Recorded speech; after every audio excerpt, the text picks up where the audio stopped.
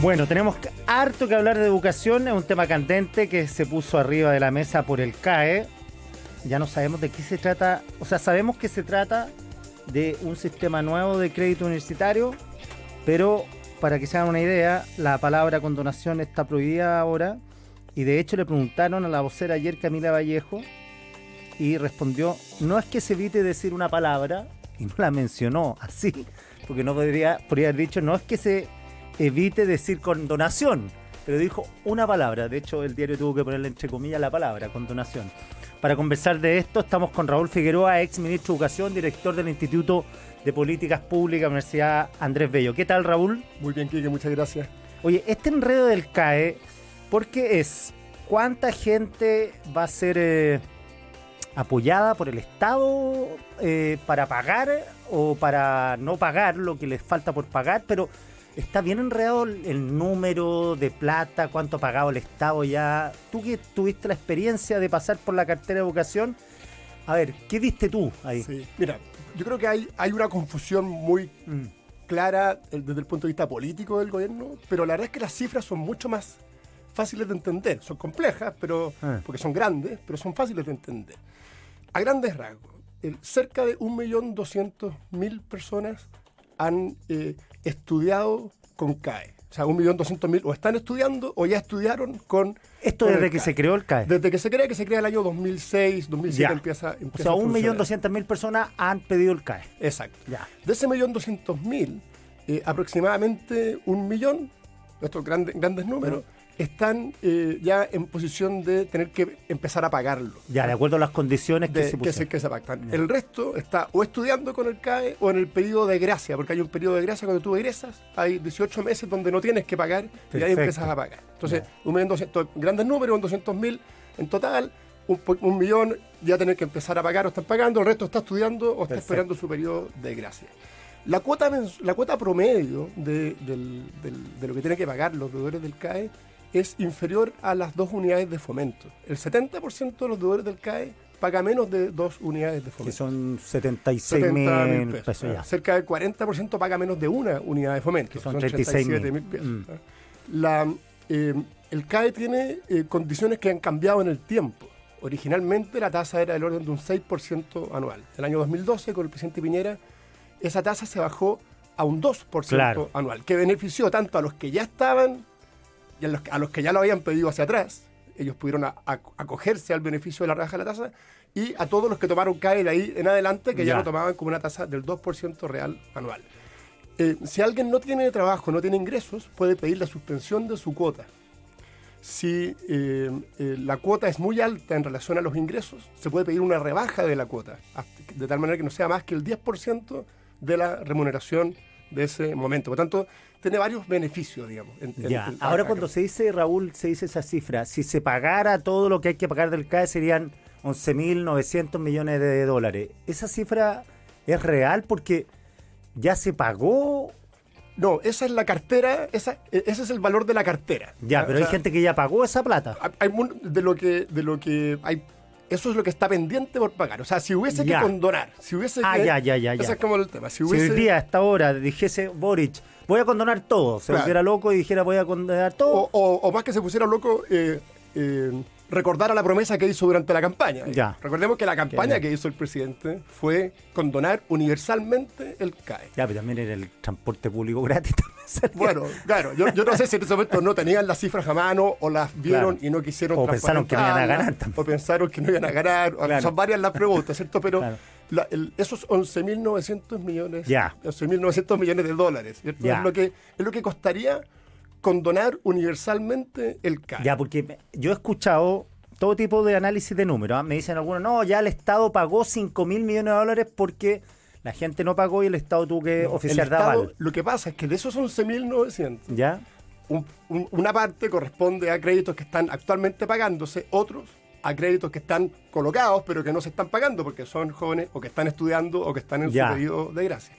Y de esos 11.900, aproximadamente 4.500 millones de dólares son créditos que no es que estén pagados, es que están en manos del fisco. el fisco es el titular de Ya. esos créditos. Son pasivos. Son activos, Activos. activos del fisco. Activos del fisco, claro. Son cuentas por cobrar que tiene el fisco. Claro. Y Entonces, que no no es que- sabemos si van a pagarla o no. Y el fisco debiese cobrarlos en la práctica. Ya. Esto es bien importante para lo que vamos a hablar a continuación. Pero toda esta conversación, yo sé que es latera para el que escucha. No, está muy clara. Pero es porque- súper importante sí. porque no sé, cuando dicen no, es que el fisco ya pagó 4.500, lo que pasa es que el fisco compró créditos por 4.500 A la millones de banca. dólares a la banca, Ya. pero no es que esos créditos hayan desaparecido o se hayan condonado o que no exista la obligación de pagarlos. Por lo tanto, solo teóricamente, porque sabemos ya que la condonación universal es algo que no va a ocurrir, pero en términos teóricos, para comprenderlo, si el Estado, si el gobierno decidiese condonar universalmente los créditos, tendría que esos 4.500 millones de dólares que los tiene como activos, declarar formalmente que no los va a cobrar. Es como bono basura. Declarar que no los va a cobrar, ¿cierto? Ya. Y eso tiene un impacto en la regla fiscal, que es muy importante. Sí, pues, mucha plata. Y por otro lado, la otra diferencia, que son como 5.500, Claro. digamos, tendría que pagárselos a la banca. Claro, porque esa gente diría ya no pago más. Claro, porque ahora cuando hablamos de la banca, esto es un poquito como el debate de las AFP, es como que son 11.000 millones que lo tienen los bancos, que fuesen sus utilidades. No, son dineros que se colocan como crédito, parte de eso importante es capital, un margen es interés, y por lo tanto, cuando se habla de condonación, no es simplemente hacer como que los créditos no existen. Hay que dejar de cobrar, hay que pagarle a los acreedores y eso tiene más consecuencias posteriores, porque si tú llegases a condonar universalmente, ¿qué pasa con el sistema de crédito? Tú no puedes promover un sistema de crédito si ya dijiste que en realidad ninguna deuda se paga. Claro. O sea, a futuro sería. a futuro, en el sentido sería no pagar. El reemplazo sería la gratuidad universal. Claro. Ya tuvimos ese debate y vimos que Chile no tiene recursos para ello. Oye, lo otro, ¿cuándo el Estado oficia de aval? También me lo han preguntado y no sé, porque dice crédito con aval del Estado. Entonces uno dice, bueno, mal pensado, si el Estado va a terminar pagando, que Moya paga, bueno, no pago y paga Moya. ¿Cuándo el Estado y esa persona que no paga y el Estado tiene que hacerse cargo de su deuda, sufre algún tipo de, no de presión, pero oye, no estás pagando, como te llaman de la hipoteca, si uno se demora en pagar? ¿Cuándo, si una persona dice, ¿sabes que no va a pagar más como la aval el Estado? ¿Funciona así? Sí, el crédito funciona, pero ojo, que el hecho de que el Estado opere como aval, como codeudor, o sea, Claro. No significa que la deuda se extinga, significa que cambia al acreedor. Claro. Deja de ser el banco el acreedor y pasa a ser el Estado el acreedor. Por lo tanto, el Estado tendría que recuperar esos recursos cobrándole a las personas. Que eso es lo que pasa con la gente que no paga hoy día, ¿no? Claro. Los morosos. El Estado tiene que hacerse Tiene cargo. que hacerse cargo y esa cobranza no se hace. Y esto es importante para esta cosa de la sostenibilidad del sistema futuro. Claro. Pero yendo a tu pregunta, el Estado hace de aval, esa garantía opera una vez que opera por un 90% del crédito. Y una vez que el banco hace los esfuerzos de cobranza, y esos esfuerzos de cobranza no son... Por un periodo de fructíferos, tiempo. Por un periodo de tiempo. Ya, y Entonces, el banco ahí avisa, oye, este gallo oye, lo he llamado 6 veces, no paga. exacto, se inició que se dio la cobranza, no ha pagado, Así entonces que, señor hace Fisco, efectiva la señor garantía. Fisco, págueme usted. Págueme usted. Pero, insisto, eso no significa que esa deuda se extinga. Eso significa que el banco deja de ser el acreedor y pasa a ser el Estado del acreedor de esa deuda. Ahora es bien virtuoso la gente que paga, teniendo en cuenta esto, porque teniendo en cuenta toda la evasión que hay en el Transantiago, que es una cuestión cotidiana, claro, uno podría decir, si el Estado va a pagar, Moya paga, no pago nomás. Es virtuosa la Porque gente no que tiene paga. ninguna sanción, no paga. Además, se han incorporado modificaciones a través de leyes que se han aprobado, como que, por ejemplo, las deudas universitarias no entran al boletín financiero, no pasan por DICOM. ¿eh? Claro. Entonces, la verdad es que los incentivos a no pagar, unido además a las promesas políticas de que le vamos a condonar Sí, pues la ha deuda, aumentado la morosidad desde en ese que se sentido, anunció esto. Los que pagan, yo creo que efectivamente a esta altura Es como los que pagan el es Transantiago. una conducta muy virtuosa. A mí me llama mucho más la atención la gente que paga que la que no paga, porque la que no paga obviamente no paga por las razones que fuere, pero si en una lista con el CAE o con el Transantiago de 10, 3 o 4 pagan igual que los otros 7 que no pagan, uno dice, bueno, algo opera ahí virtuoso. Oye, entonces, mira, ya, tenemos claro, aquí lo que va a haber un sistema de crédito universitario distinto, que eso se está centrando el gobierno para cambiar la agenda. Insisten en que nosotros inventamos los periodistas la palabra condonación, que eso está en el programa de gobierno. Pero condonación no va a haber en ningún caso. Hay que ver cómo se soluciona esto. En el gobierno de ustedes, cuando tú eras ministro, ¿hubo algún intento de solucionar el tema de los deudores? Nosotros hicimos una propuesta Ya. que yo creo que era bien virtuosa. La propuesta que se hizo en ese momento era reemplazar un sistema de crédito por otro sistema de crédito. Eso es bien importante, porque era mantener la lógica del Ya. crédito, pero en condiciones distintas. ¿En qué condiciones distintas? Ya no iba a ser en ese proyecto el banco quien prestaba inicialmente los recursos, sino que derechamente el fisco. Ya. Y se establecía un mecanismo en el que luego de un periodo de tiempo en el que el deudor tuviese un comportamiento de pago adecuado, en este caso eran 15 años, Ya. y pasados esos 15 años, si se había comportado adecuadamente, ya sea pagando o bien dando aviso de que no tenía recursos para pagar, se condona el saldo que pudiese quedar después de ese Ya, periodo. eso es ponerlo incentivo. Entonces, ese proyecto tenía todos los incentivos para que efectivamente se pagasen los créditos y el que tenía un buen comportamiento iba a haberse beneficiado a la salida, ¿cierto? En el evento que quedase un saldo, porque además la cobranza en ese proyecto era una cobranza que se iba a cobrar contingente al ingreso, dependiendo de los ingresos, iba cambiando cuánto tenía que pagar mes a mes o año a año esa persona. Y por tanto, no necesariamente se iba a cubrir la totalidad del crédito, pero los incentivos en ese proyecto estaban puestos para que las personas pagaran. Y si queda un saldo luego de ese buen comportamiento de pago, ese saldo es el que se condonaba. Ya. A mí me parece que una fórmula que es interesante. Ahora, volviendo un poco al problema que tiene el gobierno hoy día. Claro, esto de que ahora se nos prohíbe usar ciertas palabras, digamos. La palabra prohibida, la palabra condonación, es una palabra que está en el programa de gobierno, que la ha repetido el propio presidente durante sus cuentas públicas y que hasta hace 2 semanas atrás se volvió a instalar por el propio gobierno. Entonces esto es bien relevante porque son dos debates totalmente distintos. Uno es, y cuando la ministra Tobá dice vamos a plantear una solución al problema, ya tampoco sabemos cuál es el problema. ¿A qué problema se refiere? Claro, el problema futuro, el problema pasado y el problema presente. Exacto. O al problema político que tienen, al problema financiero de los que lo han pagado, al problema de fiscal de cómo rediseñar el sistema de crédito. Son problemas totalmente distintos. Claro, ahora el gran problema que tienen no es el sistema que van a crear, es qué hacer con la gente que debe plata. Ese es el problema que tienen. Ese es el Porque verdadero problema que tiene hoy día el gobierno. Crédito a futuro, no hay ningún problema, podrá ser mejor o peor, da lo mismo. Es gente que parte de cero. Pero la gente que del pasado y del presente, ese es el problema que tiene el Y gobierno. esas personas incorporaron una expectativa, que es la expectativa de la condonación. Yo, para dejarlo súper claro en esta conversación, yo soy de los que piensa de que cumplir la promesa de la condonación sería una irresponsabilidad para el país. Inabordable, además.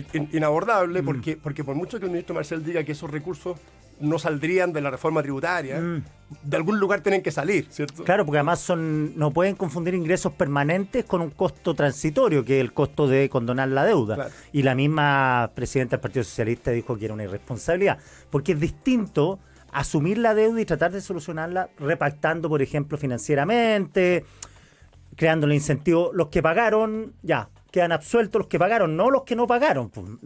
Entonces, pero eso no sabemos qué va a hacer, porque el proyecto todavía son puras promesas. Exacto. Entonces, y esto es bien importante, porque lo que sí sabemos es que el ministro Marcel y el gabinete han señalado de que este nuevo proyecto tendría como características bien definidas, y una de ellas es que va a ser sostenible en el tiempo. Y hay una cosa muy importante, lo único que hace sostenible en el tiempo un sistema de crédito es la cobranza efectiva. Claro. Entonces, es interesante eso, porque eso lo saben todos, y todos los que somos deudores de cualquier cosa sabemos que lo único que hace que en el tiempo ese crédito... Y las sanciones que hay por no pagar. ¿Cierto? Y por lo tanto, la cobranza efectiva. Y es incompatible la cobranza efectiva con un discurso de condonación. O condonas o cobras. Tú podrías establecer incentivos y condonar saldo, etcétera, pero esta lógica que se instaló por el propio gobierno, de que hay un problema, que es que un grupo importante de los deudores del CAE están esperando una condonación, bueno, eso no se resuelve con un nuevo sistema. O sea, el gobierno tiene un problema, pero ¿cómo lo resuelve? Porque lo que ha dicho es que va a tener un nuevo sistema que va a ser sostenible. Lo único que lo hace sostenible es que se cobre. Sin cobranza no hay sostenibilidad. O sea, si me dicen a mí que el proyecto en un año más sacaba las contribuciones, la verdad que pago las contribuciones o no las pago. Por lo menos me lo cuestiono. Yo las pagaría, pero me lo cuestiono. Y si después me dicen vamos a cambiar por otro sistema, la posibilidad es como los retiros de los fondos de pensiones. Es que va a ser el último y no fue el último, el siguiente. Entonces la gente dice, ya que venga otro. Pues si ya me dijeron 3 veces que era el último. Entonces, pero la economía, los incentivos son claves. Funcionan. Y en eso el ministro Cataldo se enoja cada vez que le dicen de que la promesa de campaña y las reiteraciones en las cuentas públicas generó una conducta de no pago. Bueno, eso es cierto, digamos. Yo sé que Claro. las autoridades se enojan cuando uno les dice eso, pero por eso se enoja. pero es verdad. Es verdad, Si po. tú miras los Si datos, fuera mentira no se enojaría. la morosidad en términos porcentuales se ha duplicado en los años 22, 23. Había una morosidad y aumentaba como a la razón de un 2,5 o 3% todos los años. Ahora aumenta en un 6%. No, está claro, pues si te dicen que se va a acabar. Oye, Raúl, aprovechando que está acá, tenía una pregunta en la mañana. Estábamos leyendo 22 comunas sin clases, pero de colegios municipales. Entonces, caso concreto, La Reina, que hay colegios particulares, colegios municipales. ¿Por qué los municipales suspenden y los particulares no? Pero no tiene ninguna razón. Porque uno lo que lógica. piensa, se están lloviendo los colegios. Pero si se están lloviendo los colegios, tenemos un problema mayor. Pues habría que no se llovieran, que es lo mínimo, ¿no? No hay. En estricto rigor, cuando se toman estas medidas de suspensión de clases por razones climáticas, tiene que ver con el transporte, con las dificultades de acceso, y eso, claro, es parejo sin importar las características del sostenedor. ¿cierto? Claro. Y por tanto, se terminan suspendiendo las clases del mundo municipal, a veces por presiones de algunos alcaldes, otras veces porque también el gobierno tiene cierta tuición más directa en lo que es la educación pública. Ya. No respecto Es que no me calza esto de por qué Pero uno no, sí, yo- si están en la misma comuna, yo veo lo mismo, están anegados lo mismo, salvo que, claro, piensen que los papás del Grange los llevan en auto y los papás del Liceo Municipal de La Reina van en micro. Claro, pero los problemas de movilidad en ese sentido son parejos para Claro. todos. Las calles se inundan igual para las micros o para los autos, o no se inundan. Claro. Y por lo tanto, en general, bueno, es súper complejo porque Sí. se No, digo terminan- que sigan suspendiendo se clases por suspenden lluvia. clases y yo creo que es un error. Yo creo que Sí. es un error suspenderlas porque genera no solo problemas para sus alumnos, problemas para las mamás, para los papás que necesitan ir a trabajar porque no se suspende el trabajo, entonces tienen que ir a trabajar. Y no Oye, tienen cómo y un hacerlo. tema que yo sé que te preocupaba mucho es los estudiantes que quedaron, alumnos, jóvenes, niños que quedaron con un déficit educacional gigantesco a partir de la pandemia, a partir de las decisiones que se tomaron motivadas por el colegio de profesores de no asistir a clases.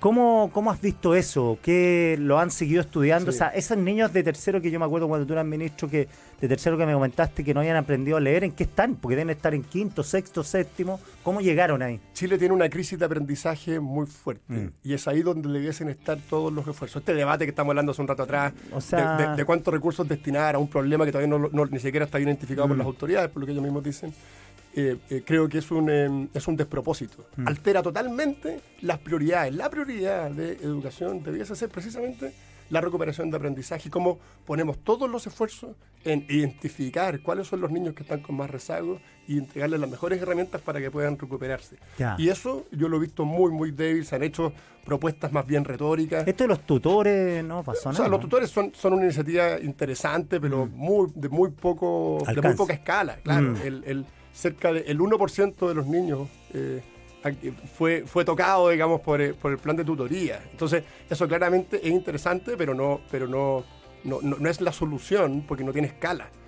Tú necesitas soluciones escalables, necesitas trabajar con los colegios, necesitas ponerle énfasis desde la educación popular, desde primero básico, a que puedan recuperar la lectura. Necesita recuperar la asistencia. Tenemos un problema gravísimo de inasistencia. Sí. Se instaló una lógica de que no ir a clases era relativamente inocuo, lo que es un error. Y por tanto, lo que, lamentablemente, hemos visto pocas políticas concretas en esa materia. Hemos visto un debate totalmente distorsionado. Hoy día, si tú le preguntas a cualquier persona en la calle cuál es la prioridad del gobierno en educación, te va a hablar o del CAE o de la deuda histórica. No va a mencionar el verdadero problema. Claro, que es la calidad de la educación, que importa al fin y al cabo esto. Oye, estamos terminando ya.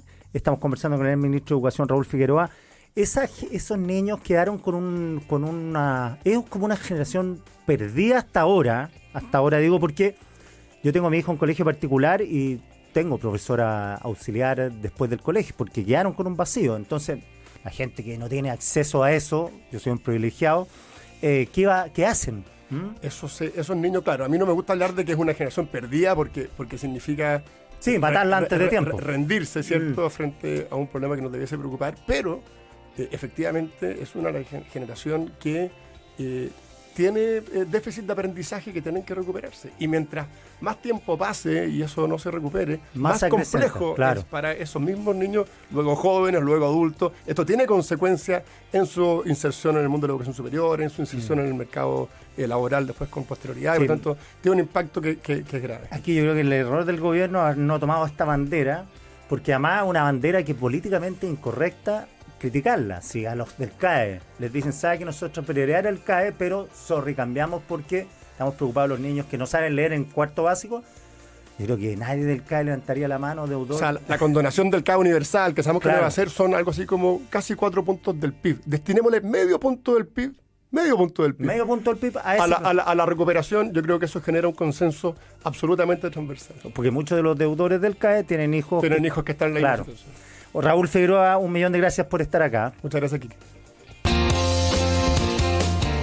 La actualidad pasada por el filtro de las ideas. Estás escuchando Cuatro Cabezas, con Quique Mujica en Radio 13C.